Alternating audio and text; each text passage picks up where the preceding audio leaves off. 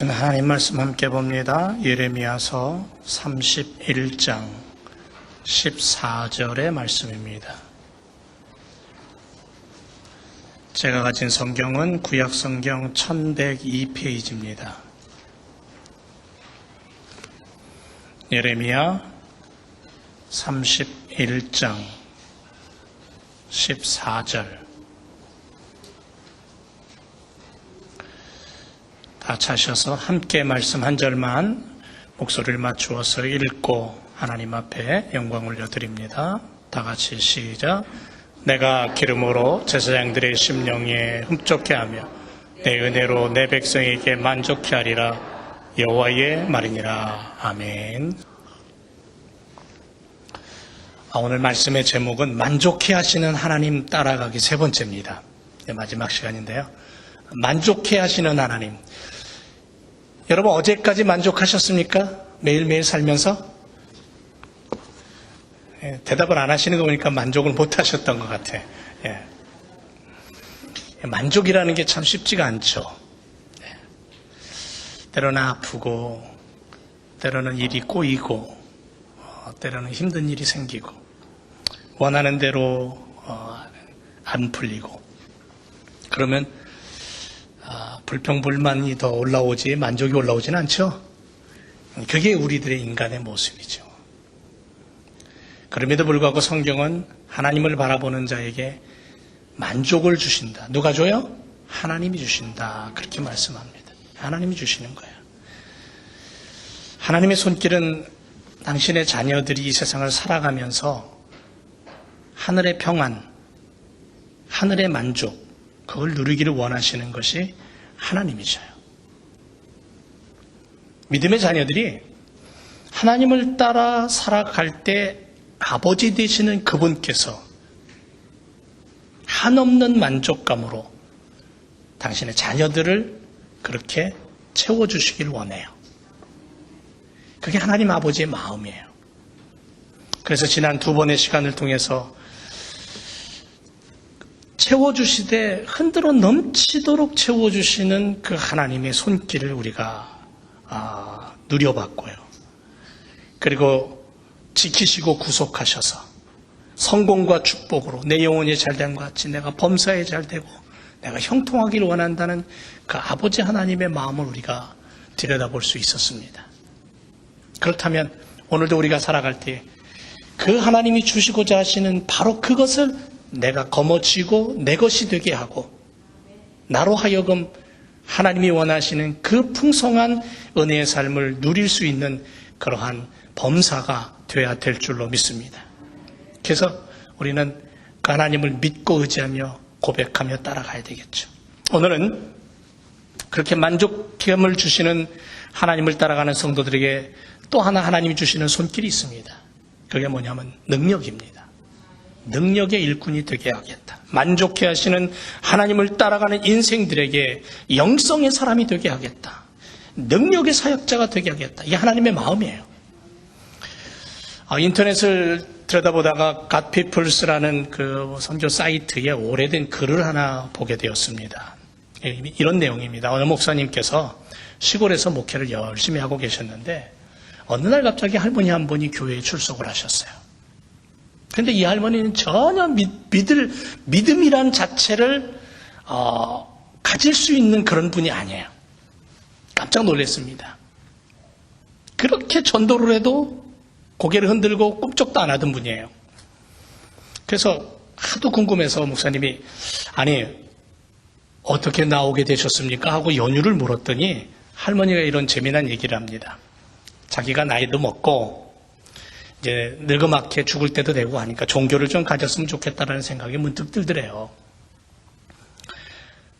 그런데 어떤 종교를 가질까 고민을 하다가 혼자서 해결이 안 되니까 이제 며느리를 불렀어요. 며느라가 이리 와봐라. 내가 이러해서 이렇게 됐다. 며느라, 내가 종교를 좀 갖고 싶은데 마음도 약해지고 또 의지할 것도 필요하고서 어떤 종교를 가지면 좋겠니? 하고 며느리한테 툭하니 던졌더니 며느리가 이렇게 얘기하는 겁니다. 어머니, 이왕이면 메이커 있는 종교를 가지세요. 그래? 그럼 메이커 있는 종교가 뭐야? 그거야 뭐 기독교죠. 뭐 교회 아니에요? 그래서 교회 나오게 되셨대요. 그러면서 한마디 덧붙이는 건 뭐냐면, 메이커 있는 종교가 기독교인 줄을 어떻게 아셨습니까? 하고 목사님이 물어봤더니, 글쎄요, 저는 잘 모르겠지만은 대통령도 교회 다니면서 기독교인이라고 하니까 대통령이 나갈 정도면 메이커 아닐까요? 여러분, 지금 여러분이 앉아있는 여러분의 교회, 여러분이 믿고 있는 하나님은 여러분에게 있어서 정말 메이커입니까? 영아 아멘 소리가. 여러분, 한국 분들, 우리는 한국 사람이지만 우리는 한국에 살고 있지는 않아요. 근데 이제 한국에 살고 있는 분들 예를 든다면, 한국 분들은 명품을 되게 좋아합니다. 정말 좋아합니다. 여성분들 가방 하면은 명품 뭐가 있죠? 냄새 나는 거. 네, 루비통. 예. 너무 좋아해요. 냄새 나는데 그렇게 좋대요. 예, 비싸기도 하고. 여러분, 우리가 주님을 믿고 교회를 출석하고 성경을 들고 다니면서 이런 생각 해보셨습니까? 나는 명품 교인이다. 나는 메이커 있는 교회를 다닌다. 나는 명품 교회 성도다. 명품 교인이 되고 명품 교회가 되기 위해서 멋진 걸작품 같은 세상에 하나밖에 없는 걸작품이 되기 위해서 과연 우리에겐 뭐가 필요할까? 여러분, 이 땅을 살아가면서 공부를 하고 직장을 다니고 비즈니스를 하고 여러분 사회생활을 하면서 내 주어진 일을 하면서 그런 마음 먹어보셨어요? 나는 오늘도 하나님이 내게 주신 그 축복을 가지고 나는 명품 삶을 살겠다. 나는 메이커 있는 삶을 살겠다. 그런 마음 한번 먹어보셨어요? 명품 교회가 되기 위해서 필요한 게 뭐냐면 영성이에요. 영적인 능력이거든요. 영의 사람이에요. 영의 사람이라는 것은 뭘 얘기하냐면 성령의 임재를 가지고 사는 사람이에요. 성령의 임재. 예수님의 제자들이 3년 반 예수님 쫓아다녔잖아요. 예수님 어떤 분입니까? 난생 처음 들어보는 주옥 같은 보석 같은 말씀을 내뱉으면서 그것도 부족해서 갖가지 질병과 귀신을 쫓아내는 능력과 이적이 나타났던 분이에요. 그걸 가장 가까이서 본 제자들이에요. 그런데 그 12명의 제자가 어땠어요? 한 명은 스승을 돈 받고 팔아먹고 11명은 스승이 잡히던 날 그 새벽에 다 주랭랑을 치고 어떤 제자는 잠자다가 혼입을 두르고 쫓아가다가 붙잡혀가지고는 혼입을 뺏기고는 알몸으로 도망가 버리고 그렇게 예수님의 사랑을 받던 베드로는 예수님이 들릴 만한 예수님의 눈이 마주칠 만한 그 공간에서 3번이나 모른다고 부인하면서 저주까지 하잖아요. 능력과 권능의 예수님을 쫓아다녔던 제자들이에요. 그런데도 그들은 예수님을 버렸어요.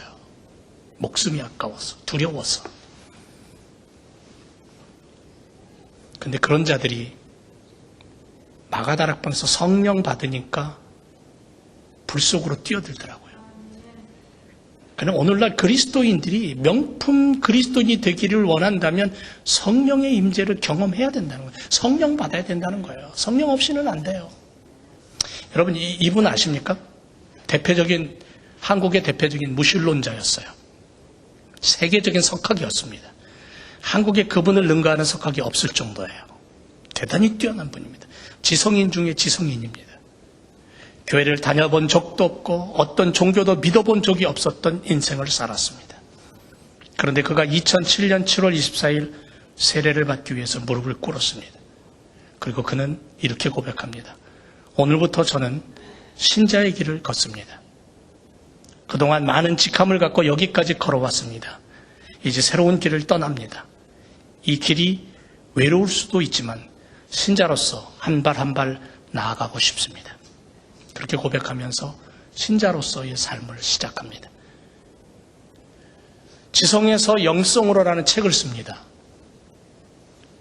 냉철한 지성인의 한없이 뜨겁고 순진한 일기장이라고 할 정도로 이 책이 정말 많은 사람들에게 읽혔어요. 한 무신론자가 하나님 앞에 나아가기까지의 인간적인 망설임과 그 고뇌, 그거를 솔직하게 담아낸 고백록입니다. 이 저자가 크리스찬으로서 지성에서 영성으로 나가는 과정과 그에 따른 진솔한 생각이 그 글 속에 담겨 있어요. 1990년에서 91년 한국의 문화부 장관을 지냈던 사람입니다. 누굴까요? 이혜령 씨입니다. 2019년 1월 국민일보 신문에 보니까 현재 그는 87세입니다. 그런데 암 투병 중입니다. 하지만 방사선 치료나 항암 치료를 거부합니다. 받지 않겠다는 겁니다. 남은 여생, 그는 이렇게 고백합니다. 나의 남은 시간 동안 유언 같은 책을 완성하고 싶다고. 그 누구도 흉내낼 수 없는 인생을 살아요. 짝퉁이 아닙니다. 명품이고요. 걸작입니다. 단 하나뿐입니다. 하나님의 자녀로서 이 땅을 사는 삶이, 신앙인의 삶이, 하나님을 믿고 따라가는 믿음의 사람의 삶이 이런 삶이 되어야 된다는 거예요. 그래서 예수님 우리에게 내가 너에게 선물을 주겠는데 선물 중에서 가장 크고 귀한 선물을 하나 줄 것이야. 그게 뭐냐면 성령 하나님이 너에게 임할 거야. 임재할 거야. 그러니 여기를 떠나지 말고 그 성령을 기다리라. 마가다락방에 그래서 제자들은 엎드려 열흘 동안 금식하며 기도하며 성령을 기다렸고 성령의 불이 임하자 그들은 불 속에 뛰어들고 죽음 속에 뛰어들어도 예수 그리스도를 이야기할 수 있는 그런 명품 교인이 되었다라는 거예요. 누가복음 11장 13절에 너희가 악할지라도 좋은 것을 자식에게 줄 줄 알거든 하물며 너희 천부께서 구하는 자에게 성령을 주시지 않겠느냐. 참 희한해요. 자식에게 좋은 것을 주시는 아버지께서 그 아버지께서 귀향이면 내가 원하는 것 좀 주면 얼마나 좋아요. 근데 성경에 답을 딱 달아놨어요. 뭐라고? 구하는 자에게 성령을 주시겠다 그랬어요. 사도행전 2장 38절에 베드로가 가로되 너희가 회개하여 각각 예수 그리스도의 이름으로 세례를 받고 죄사함을 얻으라. 그리하면 성령을 선물로 얻으리라 그랬어요. 자, 하나님 우리에게 선물을 좀 주시겠다 그러면 세상이 좋아하는, 또 내가 좋아하는, 저만 좋아하는 것 같은데 여러분들 표정 보니까 돈이나 명예나 권력이나 부와 쾌락 같은 걸 주시면 얼마나 좋아. 응? 떵떵거리고 막 그러고 마음대로 살 것 같은데 그거 아니고요. 성령을 주시겠다고 하셨어요. 이유가 뭐냐면 너무너무 우리를 사랑하셔서, 너무너무 우리를 사랑하셔서 성령 하나님과 동행할 때에 영적인 삶을 살고 그 영적인 삶은 하나님 백성다움을 가지고 살 수 있는 힘과 능력이 되기 때문에 제자들이 예수님을 3년 반 동안 쫓아다니면서 예수님을 그렇게 알려고 해도 깨닫지를 못했어요. 알지를 못했어요. 성령 받고 나서야 예수님이 누구인가, 왜 십자가를 지셨고 왜 부활하셨는가, 하나님 나라가 무엇인가를 알게 된 이후에는 그들이 십자가의 화형을 당해도 사자밥이 되어도 그들은 그 속으로 스스로 뛰어들었어요. 성령이 함께할 때에 믿음의 사람들이 이 세상을 살아갈 수 있는 거예요. 그래서 성령 받은 제자들은 능력 사역을 했어요. 능력 사역. 영적인 사역을 했다는 거죠. 성령의 임재를 경험한 제자들이 그렇게 산 것처럼, 그래서 주님이 하늘나라를 그들에게 맡긴 것처럼 오늘 우리도 성령의 충만함을 받고 성령의 임재 속에서 우리가 살아갈 때에 하나님의 자녀됨을 가지고 살고 하나님이 주시는 그 만족감이 무엇인가를 누리며 사는 거예요. 오늘 본문에 보니까 기름으로 제사장의 심령에 흡족하게 하겠다 그랬습니다. 여러분, 구약 성경에 기름을 부어서 일꾼으로 세운 대표적인 세 부류가 있는데, 하나는 제사장이고요. 또 하나는 뭐죠? 선지자를 세울 때에, 그리고 왕을 세울 때에, 이 세 부류의 사람을 세울 때에는 기름을 부어서 안수하여 세웠습니다. 특별히 구별했다라는 거예요. 예수 그리스도의 십자가 보혈로 우리에게 기름을 부으셨어요. 그리고 나의 죄를 사하시고 구원하시면서 나로 하여금 제사장직을 허락하셨어요. 그래서 우리는 오늘 이 땅을 사는 우리들은 만인 제사장의 직을 갖고 있어요. 기름 부어 세움을 받았어요. 성령의 기름 부으심을 받았어요. 기름으로 제사장들의 심령에 흡족해 하겠다 그랬어요. 성령을 주시겠다는 거예요. 성령의 임재로 하나님을 섬기는 자들이, 제사장이 뭐하는 직업입니까? 성전을 돌보고 관리하고 예배를 준비하고 집전하고 말씀을 가지고 선포하고 예배를 인도하는 그러한 직임을 가진 자들이에요. 영적인 리더자들이에요. 오늘날로 얘기하면 여러분들을 얘기하는 게, 저와 여러분들, 영적인 하나님의 백성들을 말하는 거예요.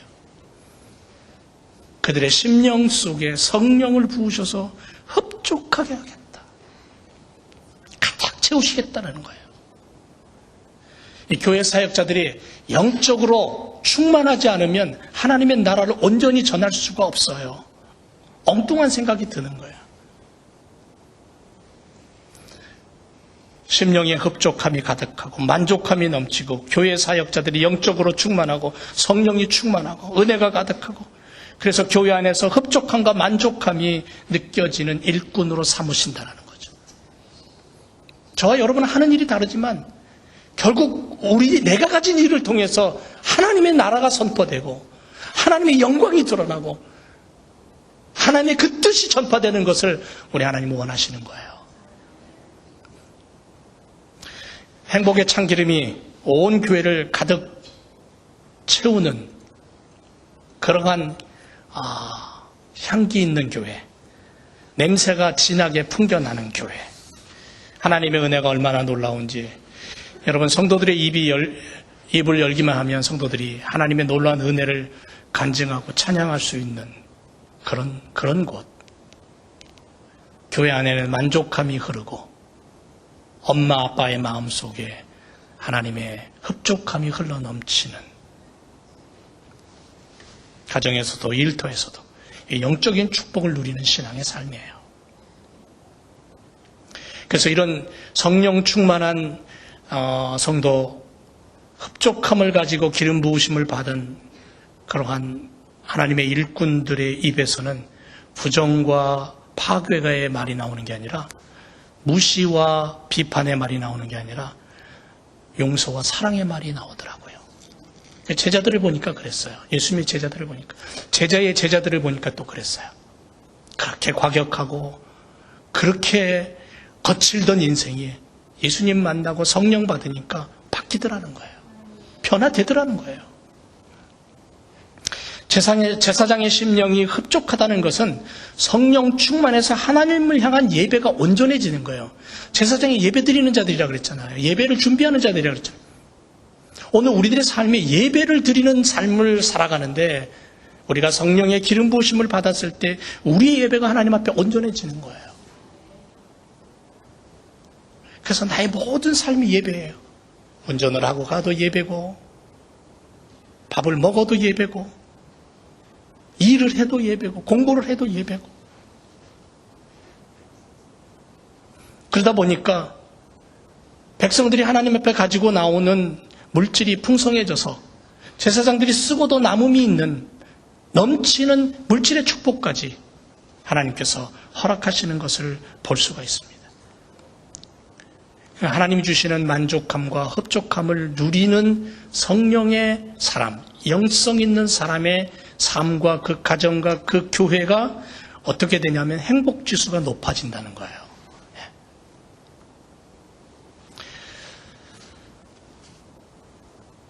사랑하는 제일교회 성도 여러분, 하나님이 지금 이 시간에도 나의 안에 하나님의 능력을 부어주시기를 원해요. 천사를 보내서 나의 심령의 문을 두드리며 야, 이 선물 좀 받아라. 너희가 성탄절 때 주고받는 그 선물, 그건 값어치도 안 돼. 내가 주는 이 선물을 받아 누릴 때에 너희 삶에 풍성함이 와. 그러면서 우리들의 마음의 문을 두드리고 있는 거예요. 근데 우리의 마음의 문은 이 천사가 내미는 하나님의 선물을 받으려 하지 않아요. 왜일까요?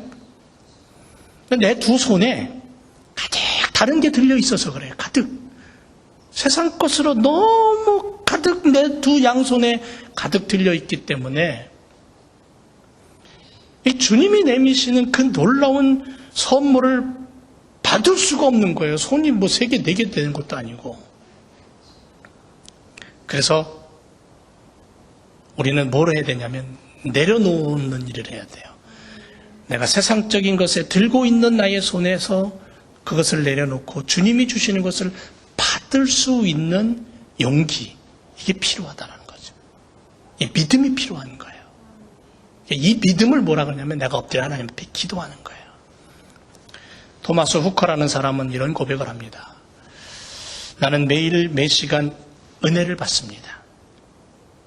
나의 생애 40년 동안 단 하루도 수없이 반역의 마음이 일어날 때마다 단 하루 한순간에 나의 마음속에 반역이 일어날 때마다 그의 한량없는 은혜로 도끼 아래에 있는 듯한 나를 피하게 하시고 수없이 용서해 주셨습니다. 나의 경우 얼마나 많은 구원이 이루어졌는지를, 여기 얼마나 풍요로운 구원이 이루어졌는지를 내가 매 시간 더러워질 때마다 그리스도는 나를 씻기셨고, 내가 타락할 때마다 그리스도가 나를 일으키셨고, 나는 오늘 이 아침에 의의 견책 아래 있다라고 그렇게 자기 자신을 돌아보며 고백해요. 그것이 계속되어서 나는 천국까지 간다라고. 그러니까 날마다 자기의 범죄와 연약함과 실수를, 그리고 쓰러짐을 주님이 보시고 그때마다 일으켜 세우시고 용서하시고 위로하시고 격려하시는 주님이 계셨기에 여기까지 올 수 있었고 천국까지 갈 수 있다라는 고백이죠. 매 순간 하나님을 바라보고 나의 손을 빈손으로 만들려고 애쓰고 십자가에 주님께 부탁하며 회개의 심령으로 주님 앞에 엎드려서 주님, 나를 좀 도와주세요. 내가 성령 충만해서 성령의 사람, 영성 있는 사람으로 이 땅을 살아가기를 원하는데 왜 이렇게 방해가 많습니까? 주님, 이 연약한 나를 좀 도와주세요라고 주님 앞에 요청하는 그 용기가 필요하다라는 거죠. 그래야 할 때에 우리는 비로소 영적인 능력을 가진 영성의 사람으로 성령 충만한 삶을 살게 될 줄로 믿습니다. 여러분, 오래전에 일본 명인에 관한 이야기가 있었습니다. 일본 전통 악기인 삼이센이라는 악기가 있어요. 일본 최고의 제1인자 명인입니다. 그 악기를 연주하는. 근데 그녀가 태어날 때에 그녀는 불행하게도 앞을 보지 못하는 시각장애인으로 태어났습니다. 어려서부터 앞을 볼 수 없는 이 여인은 자기 손에 들려진 한 악기를 연주하기 시작했고, 그리고 커서 삼이센을 연주하고 음식을 동량하며 목숨을 이어가는 거지 같은 삶을 삽니다. 거린이죠. 마땅한 집도 없고 이곳저곳을 떠돌면서. 그런데 그녀가 일본 최고의 연주자가 될 수 있었던 비결이 무엇이냐 하면 그녀의 모토가 목숨 걸고 연주한다는 거예요. 추운 겨울날이었습니다. 어느 집 대문 앞에 서서 그 삼이센이라는 악기를 들고 연주를 합니다. 추운 겨울바람에 손가락이 얼어붙고 볼이 얼어붙고 발가락이 시려오죠. 근데 이 여인은 그 대문 앞에 서서 주인이 나와서 적선해 주기를 기다리는 간절한 마음으로 불타는 듯한 그 눈빛으로 한 곳을 향하여 한 곡, 두 곡 연주합니다. 그때 이 여인의 심정이 어떨까요? 닫힌 대문이 열리고 주인이 쌀 한 대박이라도 가지고 나와서 자기에게 건네주기를 기다리는 그 절절한 그 심정. 이걸 받아야 내가 이번 끼니를 해결할 수 있다라는, 추운 바람이 몰아쳐도 손가락이 꽁꽁 얼어도 이를 악물고 연주합니다. 자신의 목숨줄이 연주 솜씨에 달려있기 때문에 절박한 심정으로 연주할 때에, 죽음을 각오한 연주를 할 때에 그 소리를 듣는 저 대문 안에 있는 집 주인의 마음이 감동되기를 바라는 마음으로 그렇게 연주하다 보니까 그 손길이 일본 최고의 명인이 되었다는 거죠. 여러분, 우리는 어떻습니까? 우리는 오늘 하루 굶지는 않습니다.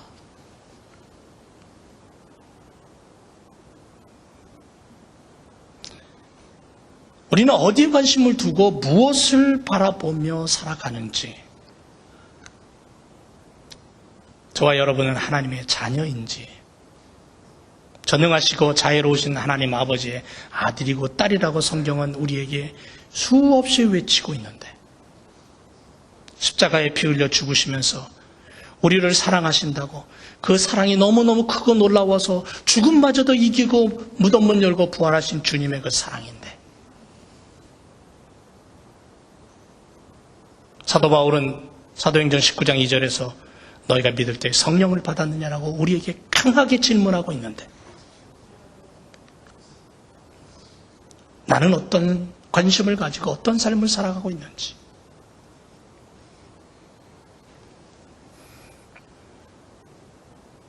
하늘궁전문 앞에서 저 문 뒤에 하나님이 계시다라는 심정을 가지고 목숨 걸고 간구하는 그러한 마음, 주님, 하늘문을 열어서 내게 적선해 주시면 안 됩니까? 당신의 아들이 여기 서서 이 인생의 삶의 고뇌를 가지고 하나님 앞에 부르짖고 있는데, 하나님 하늘문을 여시고 쌀 한 대박이라도 좀 주면 안 됩니까? 하는 그런 심정으로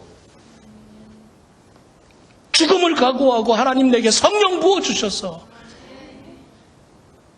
이 힘들고 어려운 이민 생활 속에 하나님의 위로와 하나님의 축복을 누리며 살 수는 없습니까?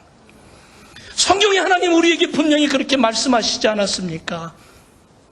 당신의 자녀들에게 흡족하게 하시고 만족하게 하시는 아버지라고 말씀하셨는데, 그렇게 하나님 앞에 엎드려 성령을 달라고, 하나님의 은혜를 부어달라고 타는 듯한 목마름으로, 절박함으로 하나님의 은혜와 성령을 달라고 그렇게 하나님 앞에 서서 통곡하며 우리 기도해 본 적이 언제입니까?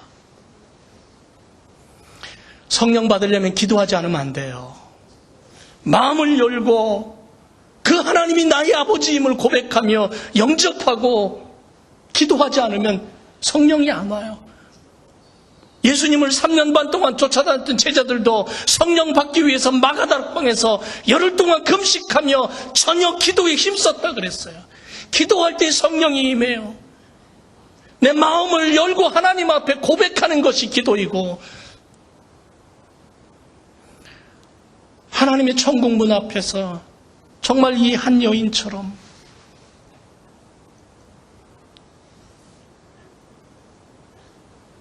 대문 안에 있는 그 주인의 마음을 감동시킬 수 있는 간절한 마음으로 하나님 앞에 엎드려, 하나님 내게 영의 사람으로 나를 좀 세워주세요. 하나님의 말씀이 내 삶 속에 이루어지길 원해요. 그렇게 우리가 기도하며 하나님 앞에 나아갔는지 우리 자신을 한번 들여다보면 좋겠습니다. 어쩌면 저와 여러분은 영적인 거지가 아닌가 싶습니다. 예, 거지에서 죄송합니다만은 여러분 옛날에 우리 한국에 그 각설이 있죠, 각설이. 예? 그 사람들 그 깡통 두들기면서 하는 노래가 있잖아요. 어? 작년에 왔던 각설이 죽지도 않고 또 왔네. 얼씨구씨구씨구 들어간다 뭐 이런 노래 부르면서 동냥을 하러 다니던 사람들이 있습니다. 어쩌면 거룩한 각설이가 되어서 하나님의 문전 앞에 서서 하나님을 향한 그 놀라운 축복이 내게 쏟아지고 내 교회와 내 자녀들에게 그 하나님의 손길로 흡족하고 만족한 인생을 살아가는 은혜의 삶을 살기 위해 성령의 임재로 이 어두운 세상에 빛을 발하고 성령의 임재로 하나님의 능력과 권능을 보여줄 수 있는 믿음의 사람으로 살아가기 위해서 하나님의 대문 앞에 서서 하나님의 성전문 앞에 서서 하나님 그것 좀 주세요라고 하나님을 향하여 노래할 수 있고 부르짖을 수 있는 인생 하는 그런 인생을 기다리고 있다는 거예요. 너는 내게 부르짖으라 내가 내게 응답하겠고 내가 알지 못하는 크고 비밀한 일을 내게 보이리라고 예레미야 33장 3절에 말씀합니다. 어두워지는 이 세상 갈 길을 모르고 방황하는 수많은 젊은이들 사랑하는 성도 여러분 오늘 하나님 우리에게 당신의 영을 부어주셔서 그 성령으로 말미암아 믿음의 삶을 살고 영성 있는 삶을 살고 능력의 삶을 살기를 원하십니다. 그리고 그 성령님 나에게 오셔서 우리와 동거하시고 우리로 하여금 이 세상에서 하나님이 주시는 그 놀라운 풍성함이 어떤 것인가를 누리며 고백하며 그리고 그것을 나누기를 원하십니다. 그래서 오늘도 우리는 적어도 이거 하나만은 해야 돼요. 내 마음의 문을 열고 하나님 내가 여기까지 와서 공부하는 거 하나님의 영광이 드러나기 위함입니다. 하나님 나를 좀 사용해 달라고. 하나님 내가 여기까지 와서 자녀를 키우면서 일하고 공부하고 직장생활하고 내 닿는 손길을 위해 하나님 기름 부으셔서 흡족함과 만족함으로 하나님의 그 놀라우신 능력이 나타나게 해달라고 솔직한 마음으로 내 마음의 문을 열고 주님 앞에 기도해 보면 어떨까요? 작은 신음까지도 들으신다 그랬잖아요. 그죠? 작은 신음까지도 들으셔요. 들으시는 그 주님을 향해서 내가 너를 구속하였고 내가 너를 지명하여 불렀나니 너는 내 것이다 그랬어요. 야곱을 향해서 너는 내 것이다. 그 축복의 하나님, 그 영적인 능력을 주시기를 원하시는 그 하나님을 믿음의 눈으로 바라보며 오늘도 엎드려 성령 달라고 은혜 달라고 하나님의 구속하심 속에서 하나님의 나라를 선포하는 영적인 영성 있는 삶을 살기를 원한다고. 그렇게 우리가 주님 앞에 엎드려 기도함으로 주님이 내게 기름 부어주시고 내 심령에 흡족함과 만족함을 주시고 그래서 내가 하나님의 자녀다움을 가지고 이 땅에 살아갈 때 하나님이 이런 하나님이구나 간증할 수 있는 그런 인생이 되었으면 좋겠습니다. 기도하죠.